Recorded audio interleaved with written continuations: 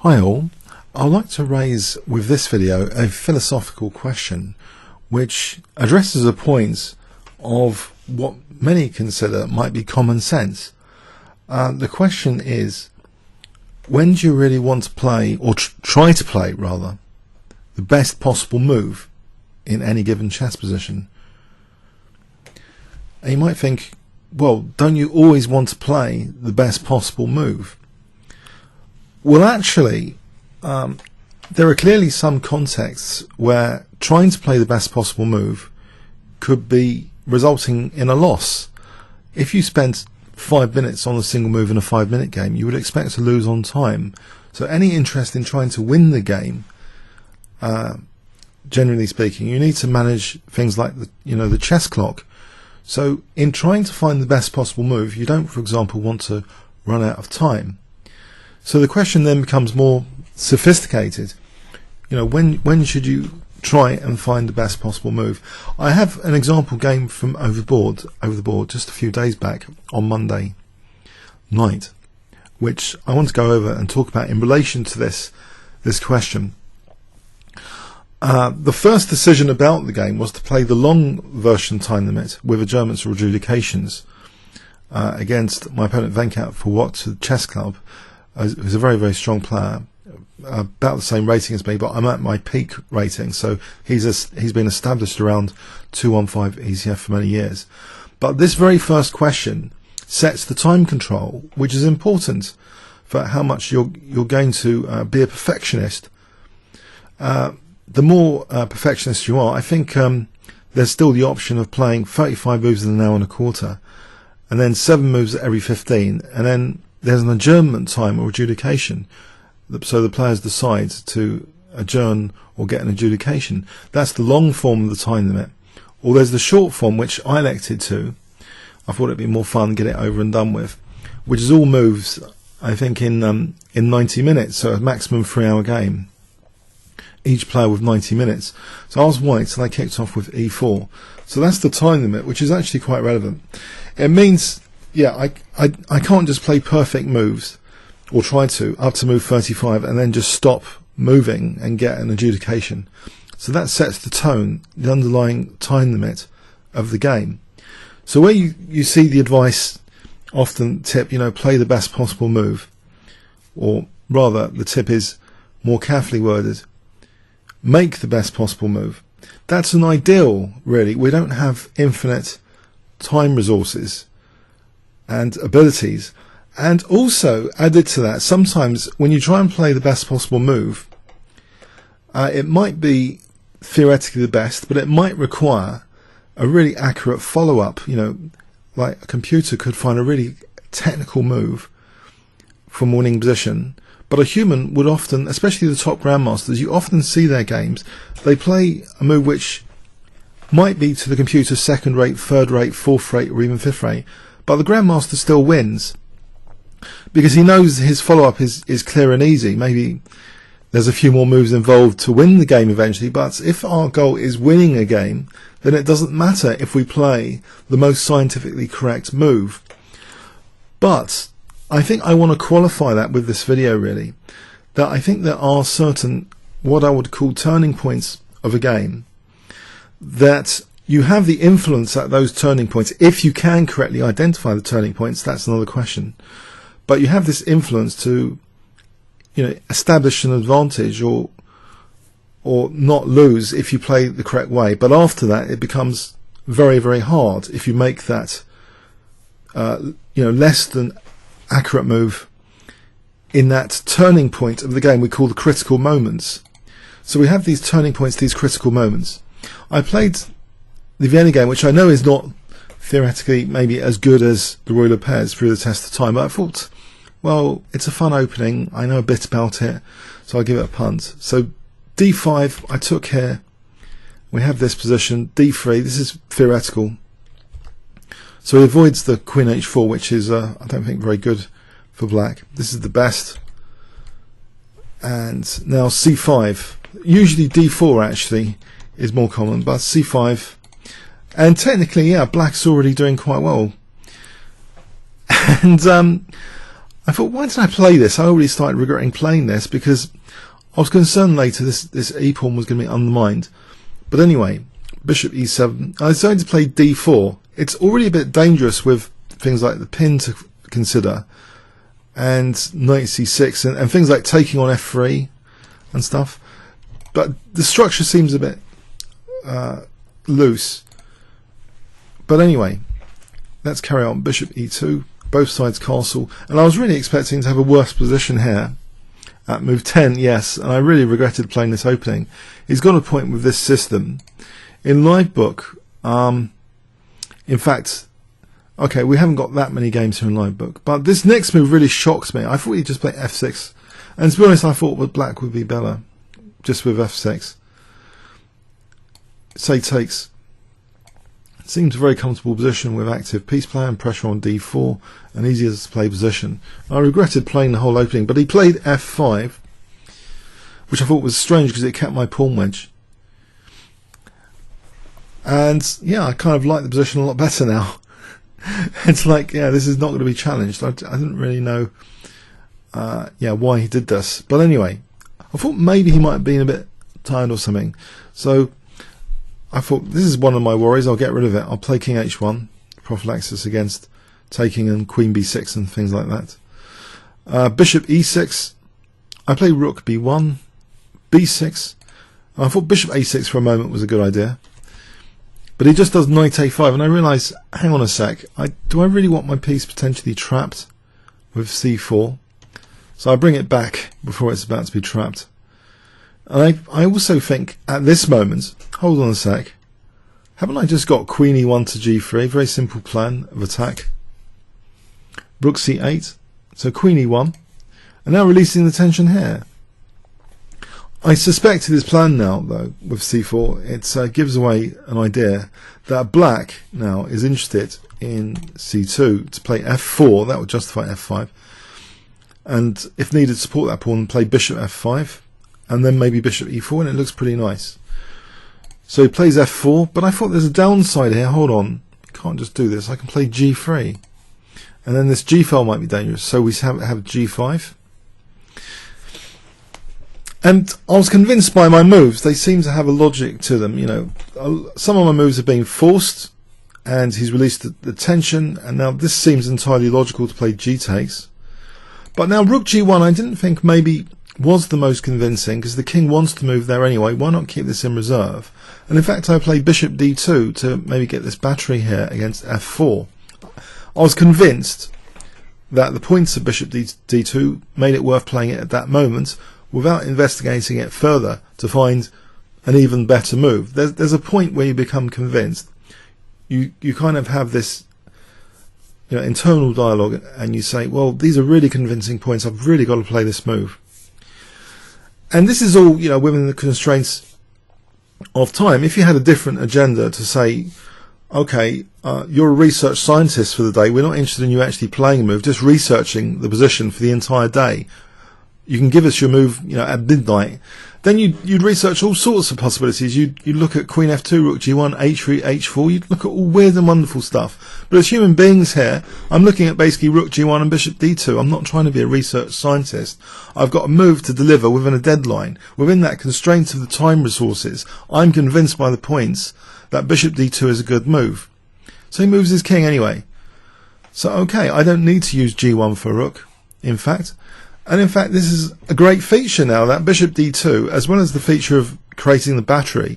There's also this feature, I haven't committed myself to use the g1 square. So Pat's a Caesar check, Pat's a plays a check. I didn't do that necessarily. And now, in fact, the f4 square seems a target. Knight g1, I can use the g1 square and target like this. And I didn't see how this is so easy to protect. If bishop g5, you know, maybe I can play queen c1 here. I didn't see, yeah, this isn't so easy for black. So he's forced into something which I thought was just crazy at the time, bishop f5. So he's giving up f4 for c2, but the thing is, it's a double pawn. I want to get rid of c2. So this happens, and I think this is great. This game's going really well. And in fact, after rook b2, I've even got this idea. If I move these bishops out of the way, this rook can go here for that g-file attack, and in fact I'd be left with an attacking rook. So bishop g6. I thought bishop f3, it doesn't really bother me, I thought, because I might have like bishop f3 and I'm hitting e4. So yeah, he went here, bishop g6. And again, I was really convinced in this position that bishop f3 is not a bad idea. It gets out of the way, these bishops, from the rook. So the points of bishop f3, they convinced me, they compelled me to play that move within the time constraints. It seems entirely logical. It was focused on the centre.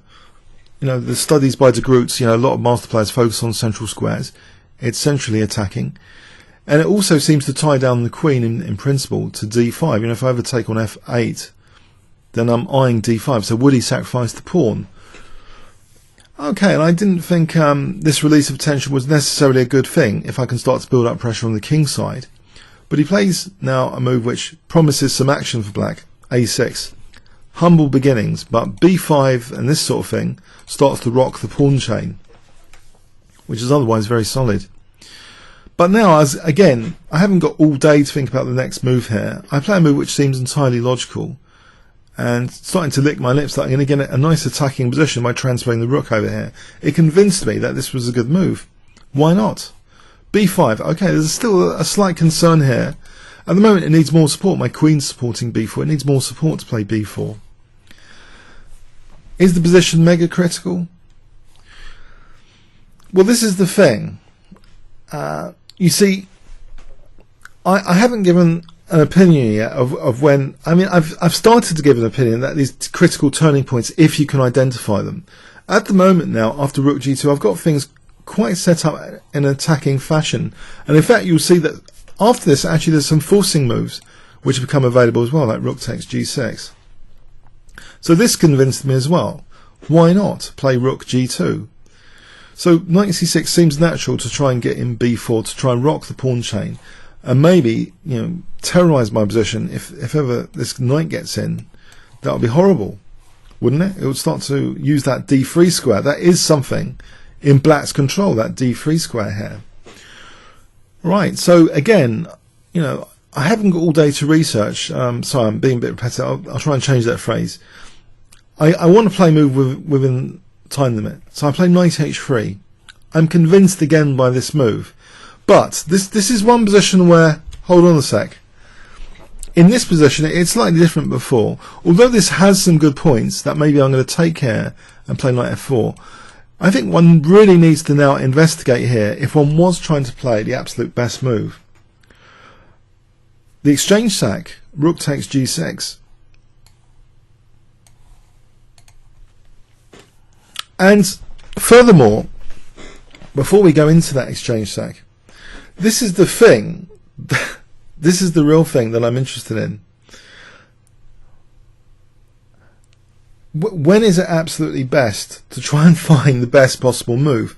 I think it's in positions like this, actually, even before knight h3, this is the sort of position, because there's this forcing move which does quite a lot, actually, in principle, which needs investigation.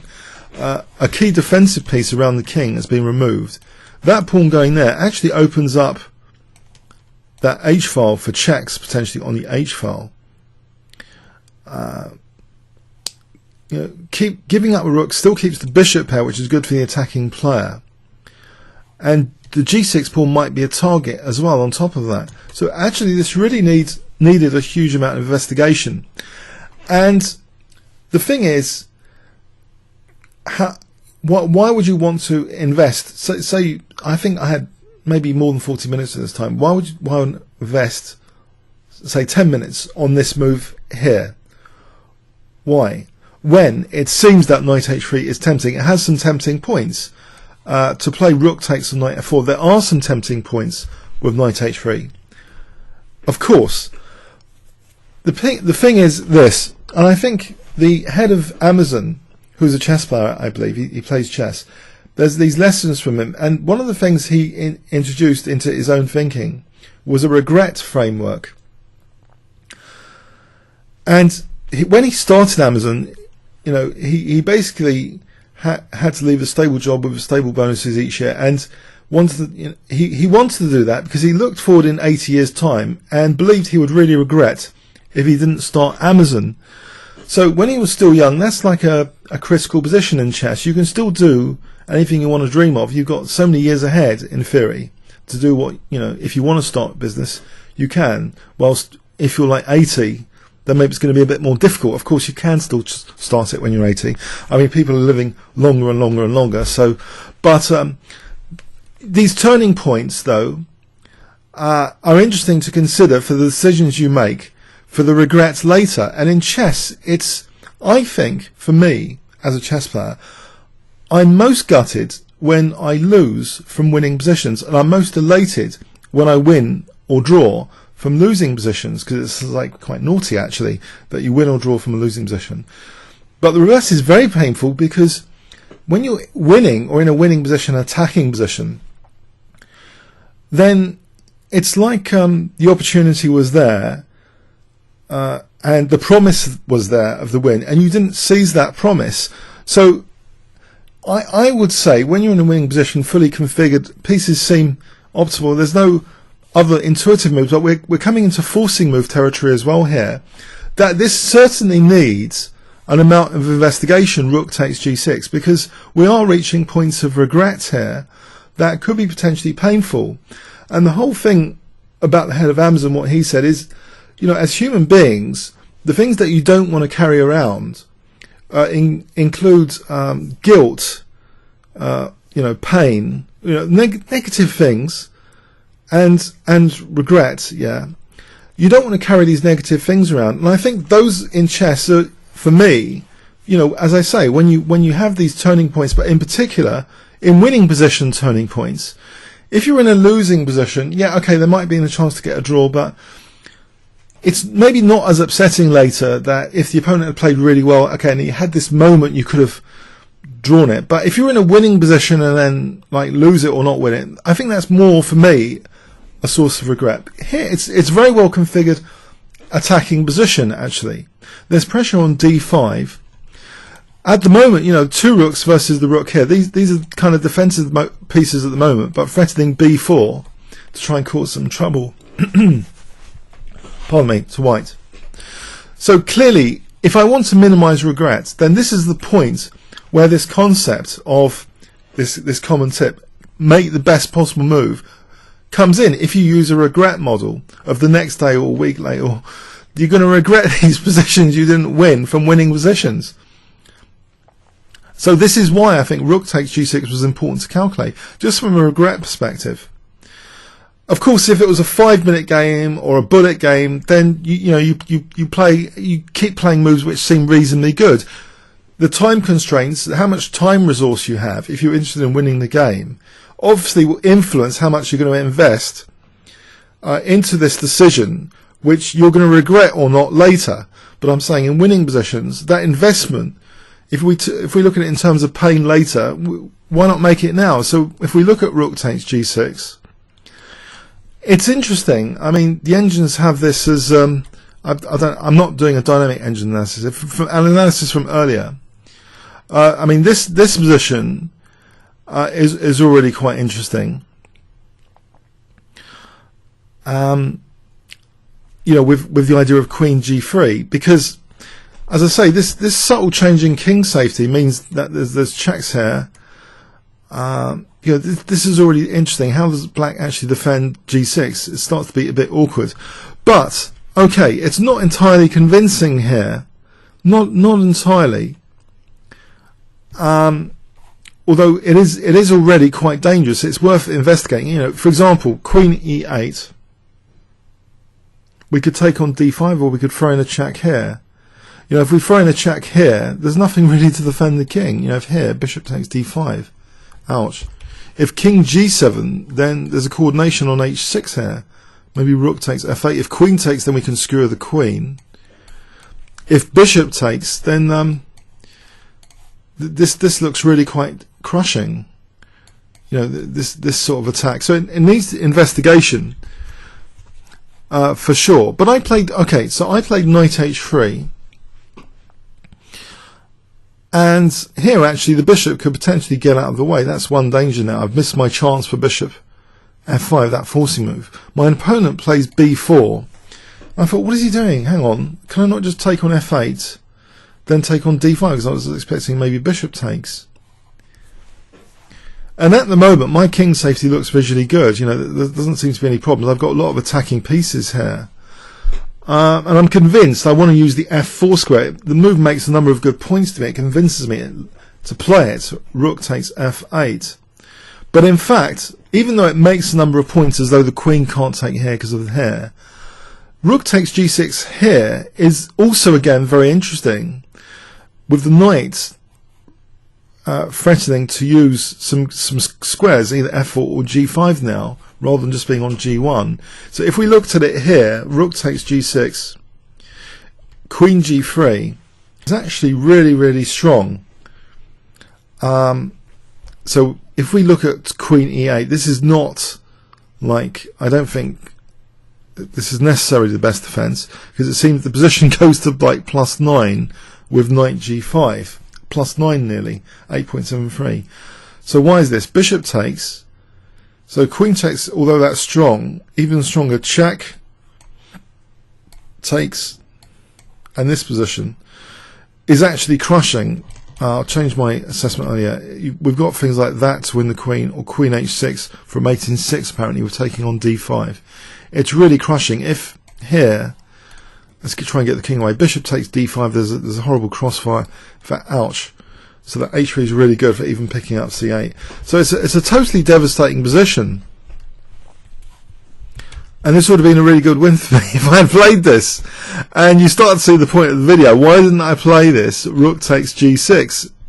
What defense actually is there? I mean, and also, of course, engines will make you more regretful, because you go over the game with engines and you'll see all this stuff, which is really, really crushing, which is simple in retrospect. So let's say g5, we can just take that, and we've got loads of pressure here. The king is just stripped bare.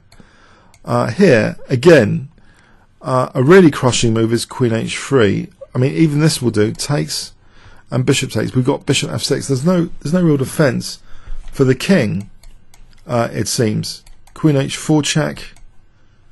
Bishop f6. We've got a raging attack.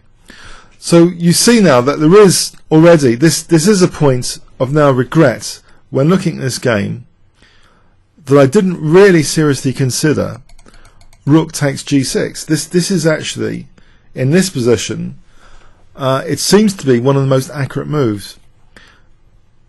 And yeah, when we're shown it in retrospect, it's easy then to see what a huge impact this move has. You might think earlier, did rook takes g6 actually work in this position? Well, actually, in this position, the engine liked knight h3. So it's this idea of using that g5 square. It does seem particularly powerful. So rook takes g6 is the point of real regret. In a less than strong move, not the strongest move here, was played. Still quite a strong move. It becomes clear now. I mean, I was convinced to play this because I thought he wouldn't take with that to lose d5.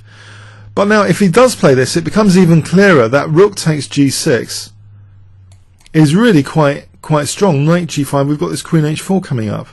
If king g7, we've got knight e6 at minimum to win the queen. So it's really, really powerful there. So he did take with the queen.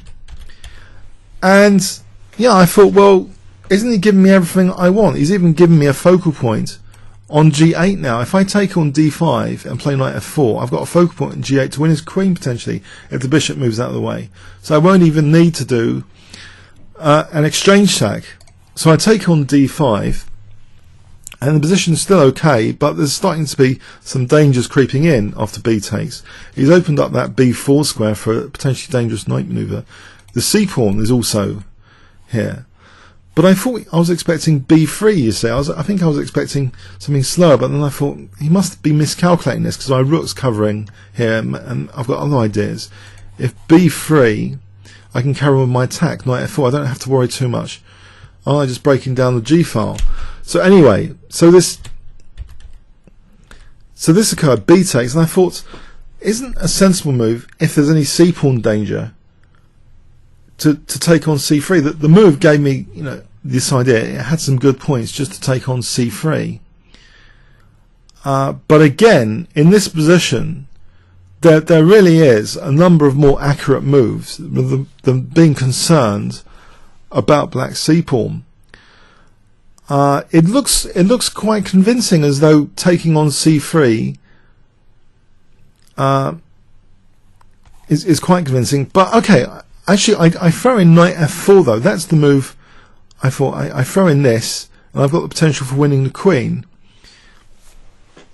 But he plays now a bit of a shocking move, bishop f5. So he's let me play this rook g8. He's just calmly giving me this rook g8. But it's a trap. It's a shocking trap that's been set. And if you play against more and more resourceful players, they'll play moves like this. And it doesn't really do me any good to try and win the queen here. If rook g8, then he just plays this, and black's actually going to be equal after rook takes g8, because he's got this massive bishop e4 as well as the c-pawn. So it's actually easy to go wrong. If bishop f2, rook g4, black's actually winning. That's starting to be terminal.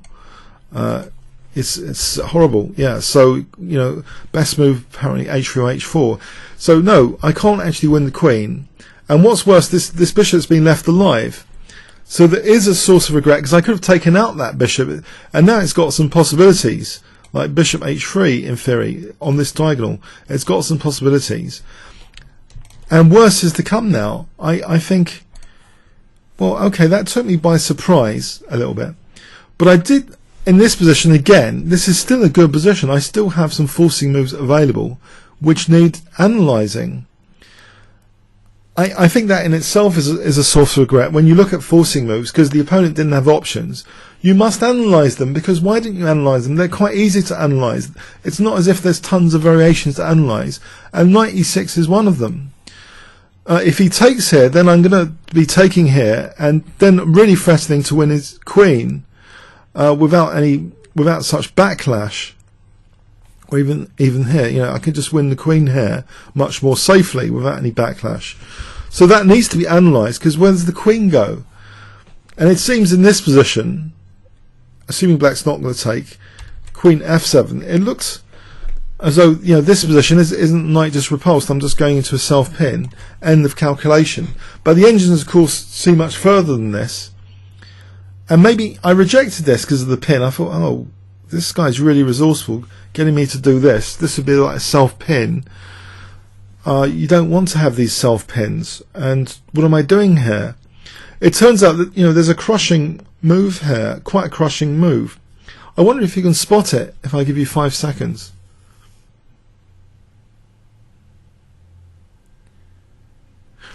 Okay, queen g3. Yeah, the pressure on this g file is increasing, and black's not in a position actually to take on e6, because bishop takes. The queen can't leave g7. If check here, black's going to end up getting mated on g7 or g8 here. He's going to have to give up his queen or something. Queen f8, and he's going to, he's had it. So it turns out, this position. I know. I don't know where I was in this game. It's easy to look at after with an engine and think, how did I miss all these moves? I mean, seriously. This game is regretful, to say the least. It seems that a forcing move, I would need to find, basically, I'll need to be aware that that's winning, which is obvious enough. But this one, yes, queen g3 is a bruiser. I mean, what does black actually do? If rook g8, then we can just take here, and it's a forcing sequence, and I can just take this knight, but not now, because this one, I first play a check. Sorry, I don't take the knight here, because the bishop takes. I mean, that's still good for white, but I throw in the check to get the knight out of the way, discover check, and then take here. So this is another variation, totally winning. I know, it's gutting, and this is the thing. That when do you want to try and play these absolute best moves? Well, I think for me, when you're in winning positions, to try and to spend the energy and look at all the forcing moves available at your disposal, So knight e6, another missed opportunity, but I thought this move had good points, and that's why I played it. I thought it was good enough, because I thought, what is he doing? This diagonal seems dangerous. That's why I played queen takes c3. Well, I'd still got an advantage after queen takes c3, but it's not so clear now. Black now uses his whole b5, b4 to play knight b4. It's pointless winning the queen still. If I try and win the queen, he just plays this, and it's still dangerous after bishop takes, rook takes, this horrible bishop e4. So my bishop is now evicted away from g8. And this really does start to be regretful, because what would have been a nice battery here and focus on both the squares, now the bishop is deprived joining in the party on both these key squares.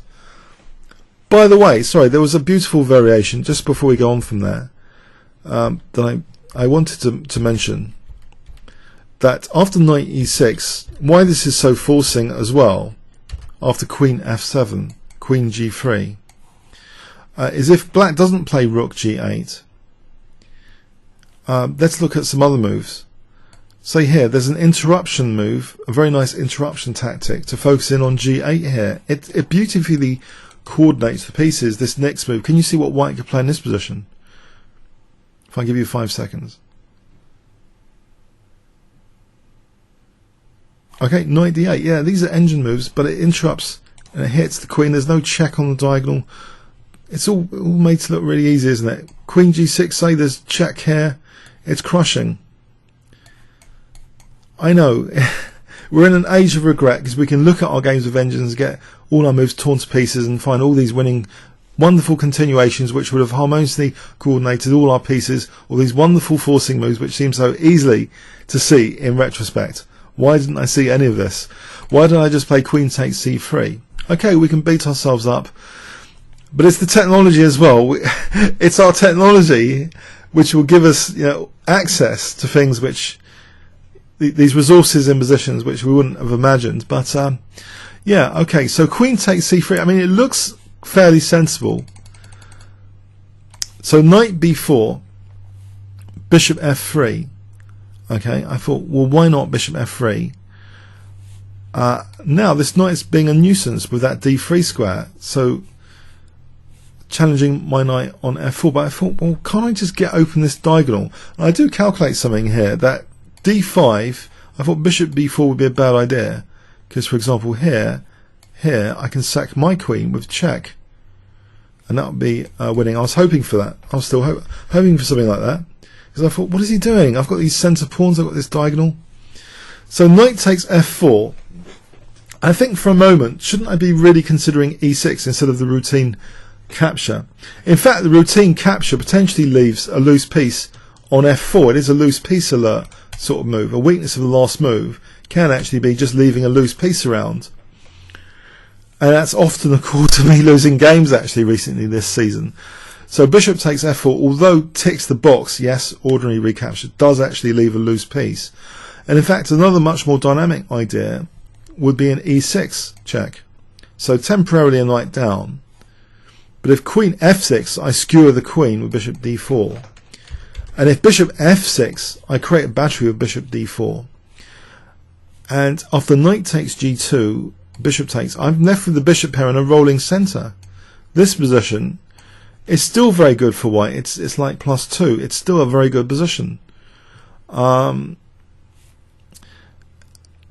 For example, well, h-reads give the king, so now let's see, queen g6, d6, if here, d7, and if something like this, bishop d5, these bishops are pretty much killers with the queen. So yeah, it's a tragedy. This game is a tragedy of missed opportunities. Really, I mean, I just, how many opportunities can I be given in a single game against someone this? But anyway, so I play, of course, the routine capture, which seems to have some lucrative points. Like routine capture, surely I haven't done much harm to the position, but of course I have left a loose piece behind.